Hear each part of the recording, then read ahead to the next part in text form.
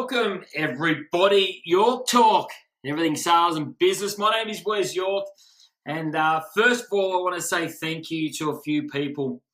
We've just come back from the United States of America. Obviously, if you're watching this all around the world, we're from Australia. Our head office is in Brisbane, and we just finished. Click live there. We just finished the tour around America. We're in New York City for a fair bit. And first of all, I want to say thank you so much to Dan Johnson, who last week we did an amazing interview with him last week. And if you didn't get that, you can jump back through the Facebook feeds and you can see that. I just want to say thanks for your time. I really appreciate that. Today we're coming again from Facebook Live. Looks like Instagram's having a bit of trouble, but hey, guess what? That's technology. But today we're looking at a few things. Today we're looking at what I call as the 6 Ps. Prior preparation prevents piss poor performance. At the end of the day, especially when you travel and you see the way different businesses work and you see the way that, different salespeople operate, it's really easy to be able to see what people do really well, but it's also really easy to see where they could enhance, their operation, which will therefore enhance their productivity. And, I look at the 6 Ps a lot. Prior preparation prevents piss poor performance. At the end of the day, the better that you prepare, the better off you're going to be when you get into that game. At the end of the day, you don't want to be sitting there and haven't prepared for that big moment and you just fail. You just miss it, So to me, the 6 Ps are really critical. And we're going to talk about that in today's episode. To me, what prevents people from really hitting peak performances, there's a lot of reasons, but I'm going to sort of talk about 2. The first one's fear. People sometimes are scared to get out there and put their neck forward. But the second one is the reason why I feel a lot of people don't hit their peak performance is because the fact that they're sitting in their comfort zone. They're sitting there, they're just going through the motions and they're pretty happy just where they're at. Even though they want to have these different goals or they want to have this different success, they're in their comfort zone, and it's really hard sometimes to break that comfort zone because when it's said and done, they're probably making a decent income. They're probably watching other people maybe go a bit better, but they're seeing people do a bit maybe worse in that scenario. And they get this comfort level, but when they hit this comfort level, a lot of things happen. They probably stop learning and they start to fall away. And this to me is a really an area where we've got to make sure we never get into this comfort zone, because as soon as we get that comfort zone, we start going backwards. So I've got these points I want to cover today to make sure that we keep advancing forward. I don't care if you've opened up your own business, you're in network marketing, your sales. It doesn't matter what you do. It doesn't matter whether you're accountant, plumbers, tradies, whatever. It doesn't matter where you are or what you're doing. We want to make sure we keep putting that one foot in front of the other. We want to make sure that we don't hit that comfort zone, because we're going to look back in a few years' time and go, geez, I'm missing great opportunities because of the fact that I just sat in that position and I didn't learn, or I didn't take that opportunity, or I didn't take that position. We don't want to have that type of regret. I would rather have a regret. A lot of people say they don't have any regrets, but I'd rather have that regret by saying, geez, you know what? I took that opportunity, it didn't work, and it hurt me there. At least I had a crack, because I don't want to sit there and not have tried. So the first one is, if we want to sort of make sure that we don't stay in that comfort zone. A lot of cases, people in that comfort zone is because they actually don't have any goals. They don't know where they really want to be. They get into this position and they just kind of sit there and they just kind of look around and they sort of see what people are doing and they just sitting comfortable.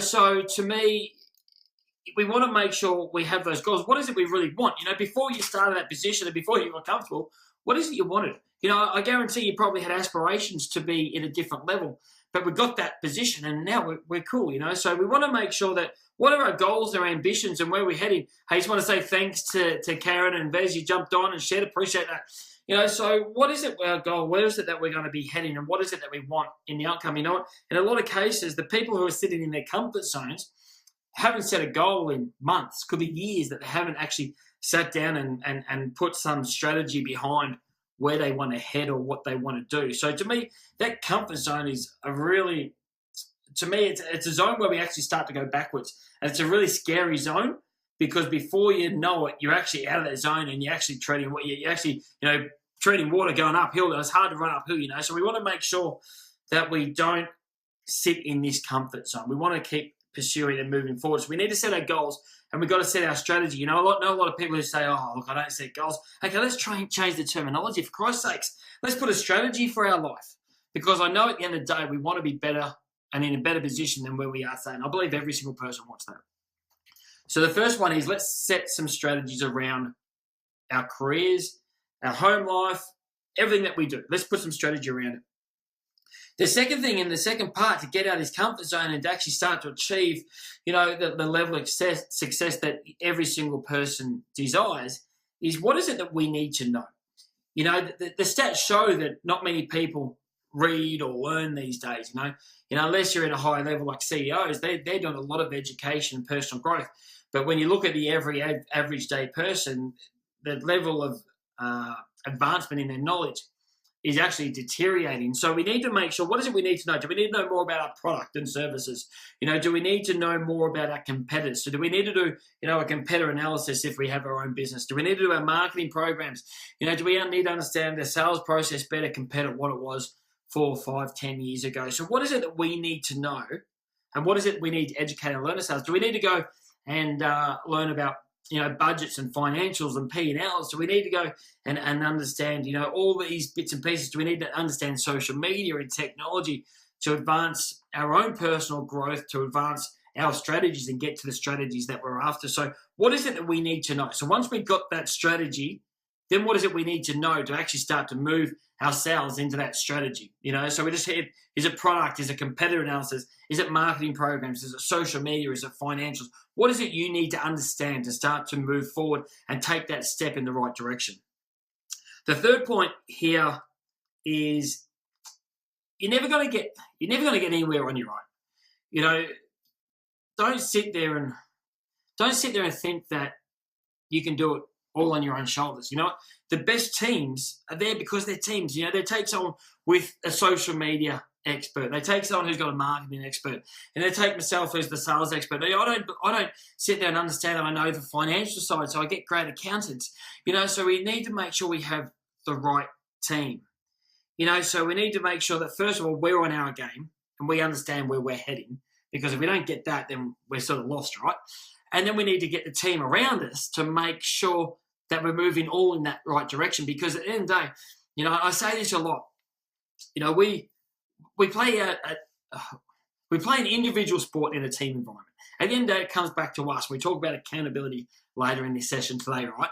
But we play an individual sport, but we play it in a team environment because we're not meant to be the knowledge of everything. The person who learns everything actually learns a lot about nothing because they don't specialize in any particular part. So we need to make sure we get those right people around us, so therefore we can start to head in that right direction and in the target and the strategy that we need to move forward in. So, if you're looking for a promotion, who do you need to go and get the knowledge of, so therefore you can get that promotion? If you're going to go and open up a business, who's done that business before and who's been successful and who can give you that knowledge, so therefore you don't make many, small mistakes that can end up being quite costly? Who's going to be around you to help you, guide you? So we need to make sure we get that mentorship and that knowledge from the people around us who can really help us out. The fourth thing is, so many people set that strategy that they want to do in life. I want to get to here, and then they stop and done. I've set the goals, whereas, I've written them down, bloody awesome, but I haven't hit it. But then you start to ask a few questions. Okay, so do you have your weekly, your daily, your weekly, and your monthly plan? Have you set out what you need to do on your daily basis, and have you checked it off? Have you done your weekly plan and checked it off? And have you done your monthly plan and checked it off? Nah, I've set my goal. It's all good, Wes. Now, quite frankly, what a lot of crap. You haven't done a lot of crap. You haven't done a lot.